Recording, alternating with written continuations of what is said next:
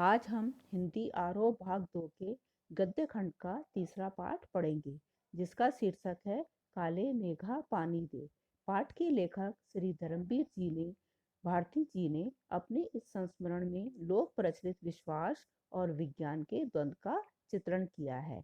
इसमें कौन कितना सार्थक है, यह प्रश्न पढ़े लिखे समाज को उद्वेलित करता है, क्योंकि विज्ञान का अपना तर्क है और विश्वास का अपना सामर्थ्य।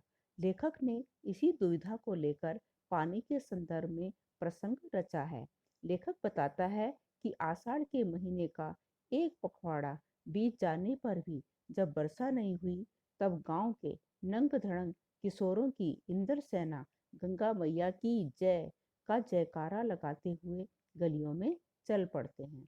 काले मेघा पानी दे गुड़धानी दे, गगरी फूटी बैल पियासा, काले मेघा पानी दे की पुकार लगाते हैं। उनकी पुकार सुनते ही घर की महिलाएं छज्जे व बारजों से झांकने लगती हैं और पानी की कमी होते हुए भी सहेज कर रखे पानी से इन बच्चों को सिर से पैर तक तर कर देती हैं।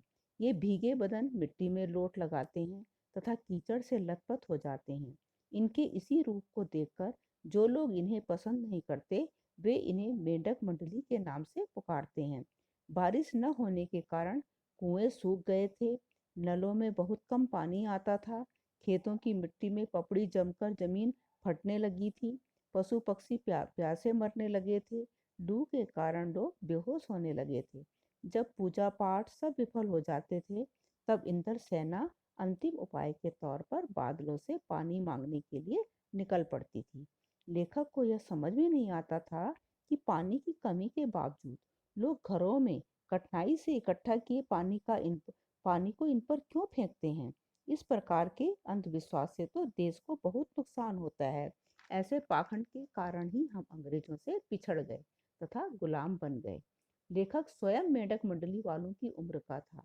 वह आर्य समाजी था तथा कुमार सुधार सभा का उपमंत्री था, इसलिए उसमें समाज सुधार का जोश कुछ ज्यादा ही था।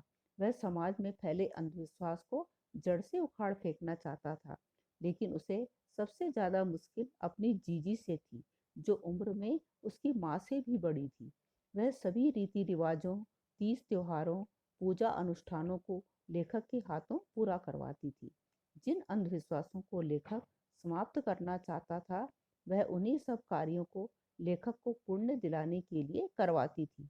जीजी लेखक से इंद्र सेना पर पानी फिकवाने का काम करवाना चाहती थी, किंतु उसने साफ मना कर दिया और जीजी से मुंह फुलाए रहा। जीजी की दी हुई लड्डू मठरी भी नहीं खाई। पहले जीजी ने गुस्सा दिखाया, फिर उसका सिर अपनी गोद में लेकर समझाया कि यह पानी की बर्बादी नहीं, बल्कि पानी का अर्घ्य है। ऋषि मुनियों ने भी दान को महान बताया है। बिना त्याग के दान नहीं होता। करोड़ों रुपए में से 2-4 रुपए दान कर देना त्याग नहीं है। त्याग वह है जब हम अपनी जरूरत की चीज को जन कल्याण के लिए दे दें। ऐसे ही दान का फल मिलता है। जीजी ने तर्क दिया, किसान भी 30-40 मन गेहूं उगाने के लिए 5-6 सेर गेहूं बोता है। इसी तरह हम भी अपनी जरूरत का पानी इंद्र सेना पर फेंक कर पानी की बुआई करते हैं, जिससे इंद्र देवता प्रसन्न हो जाएंगे। इसी से शहर, कस्बा, गांव पर पानी वाले बादलों की फसल आ जाएगी। ऋषि मुनियों ने भी यही कहा है कि पहले खुद दो, तभी देवता चौगुना करके देंगे। एक व्यक्ति का आचरण ही सबका आचरण बनता है। गांधी जी भी यही कहते हैं। लेखक जीजी के सामने निरुत्तर हो जाता है। लेखक कहता है, यह बात 50 साल पुरानी होने के बावजूद आज भी उसके मन पर दर्ज है। अनेक संदर्भों में ये बातें मन को कचोटती हैं कि हम देश के लिए क्या करते हैं। हर क्षेत्र में मांगे तो बड़ी बड़ी हैं, परंतु त्याग का कहीं नामो निशान नहीं है। आज स्वार्थ एकमात्र लक्ष्य रह गया है। हम भ्रष्टाचार की बात करते हैं, पर खुद की जांच नहीं करते। काले मेघा उमड़ते हैं, पानी बरसता है, परंतु गगरी फूटी की फूटी रह जाती है। बैल प्यासे ही रह जाते हैं। लेखक सोचता है, यह स्थिति कब बदलेगी, यह कोई नहीं जानता।